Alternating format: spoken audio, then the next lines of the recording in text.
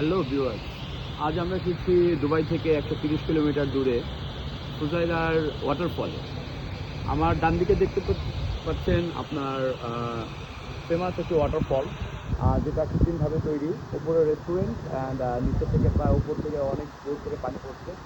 অপরিরাম সৌন্দর্যের একটি নয়নবিরাম জায়গা হচ্ছে ফুজাইরা। আপনারা যারা দুবাই ট্যুরে আসেন তারা অনেকেই আশেপাশে যে অন্যান্য যে আমাদের অ্যামিলাসগুলো আছে আমরা ভিজিট করি না, তবে 130 কিলোমিটার খুব বেশি দূরে নয়। আপনারা এখানে আসলে দেখতে পাবেন নয়নবিরাম একটা যে জায়গার নাম হচ্ছে ফুজাইরা। এটা ফুজাইরা পোর্টের একটা অংশ আপনারা দেখতে পাচ্ছেন।